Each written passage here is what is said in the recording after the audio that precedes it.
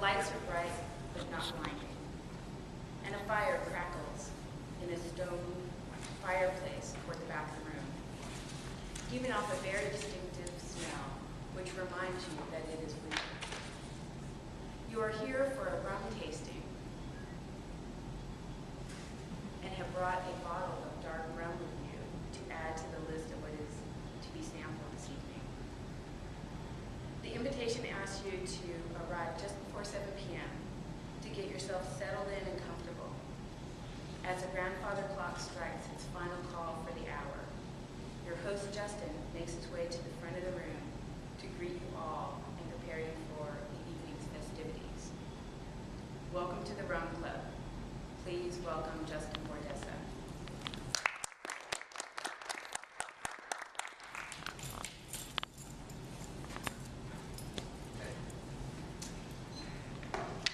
All right. Well, I'm glad that you can all make it to the first ever Rum Club meeting. To start things off, let's quickly go over this evening's objectives. First, let's talk about Rum Club, what it is and how it works. Second, let's talk about rum itself. What are the must-know basics of how rum is made, and what are the main types of rum that are available to us? Finally, this is the part that I'm excited about. Let's taste some rum. By the way, if any of you have had too much to drink and you do not have a designated driver, please talk to me after the meeting, and let's make sure that you get home safely. With that said, let's transition into talking about Rum Club. Rum Club is a gathering. It's a meeting of like-minded individuals like yourselves that are interested in exploring the world of rums through tasting rums. And the way that it works is as follows. You have all brought a bottle of rum this evening. Through our email correspondences, we have ensured that no two people have brought the same bottle of rum. My lovely assistant, the Invisible Woman, and the very handsome Invisible Man have taken your bottles to a secret location. And from this secret location, they will be pouring your samples. So you will not know what you are trying when you are trying it. Therefore, utilize the pad of paper and the pencils in front of you and make notes about what you see, about what you smell, about what you taste, and what you think. Most importantly, please keep track of your overall favorite. At the end of the evening, we'll tally up the favorites, and we will compose a ranking of the most popular rums of Rum Club. Now that we have talked a little bit about Rum Club, how it works, and what it is, let's transition now into talking about rum itself. What are the must-know basics of how rum is made? Well, that's pretty simple. It's a four-step process. First, you start with fermentation. For rum, you use a sugarcane derivative, most commonly molasses. You add water and special types of yeasts, and you initiate this chemical reaction that will produce alcohol. Next, what you need to do is separate that alcohol from the unwanted byproducts, such as excess water and dead yeasts. This is called distillation. After you've distilled your alcohol, you need to age it. All rums must be aged for at least 1 year to be legally defined a rum. You'll age it in vats of stainless steel or various types of barrels.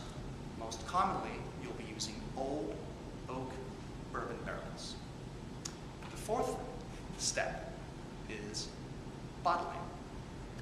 So the 4 steps of rum production: fermentation, distillation, aging, and bottling. Now, let's talk a little bit about the major types of rum. First, you have light rum. Light rum is colorless. It smells like alcohol, and it tastes like alcohol. And I'm talking about rubbing alcohol. This is what you use to mix drinks with. Mojitos, for example, are made with light rum. Light rum is aged in stainless steel barrels for a very short period of time. The next category is golden rum. Now, golden rum is usually aged in old bourbon barrels. The bourbon is taken out, you burn the inside of your barrel, you add your rum, and you age it. This will impart little more character, a little more color to your rum. Next, the third category is your spiced rums. These are made essentially the same way as your golden rums, but you're adding spices to give it a little more complexity. Captain Morgan's Spiced Rum is probably one of the best-selling rums and most popular rums in the world, and obviously it's a spiced rum.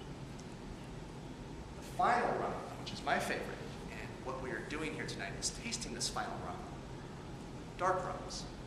Dark rums are also most commonly aged in old bourbon barrels, but the firing of the inside of the barrel is a much more extended process, so you have a lot more charring going on, and you're aging the rum for a longer period of time.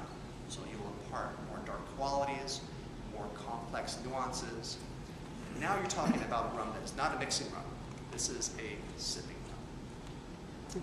So now that we've covered rum, how it's made, and the main types of rum, let's transition right into tasting out rum. 2 quick notes. 1, you have snacks in front of you. Please eat. Get some food in your stomach to stop the alcohol. You have water in front of you. Please drink. Stay hydrated. The last thing that we want is to wake up tomorrow morning regretting tonight. Also, this is rum we are tasting here, not wine. So whatever you do, don't swirl it before you smell it. Don't swirl it before you taste it, because you're going to stir up the alcohol. Then all you're going to taste, all you're going to smell is alcohol. So sip it still and smell it still. If you want to check the body or the color of your rum, feel free to hold it up to the light and give it a nice little swirl, but let it settle before you sip it. With that said, I would like to return to my seat now so I can join you all in tasting our fine rums. And thank you so much for sitting so patiently while I give you an introduction and a welcoming to the Rum Club.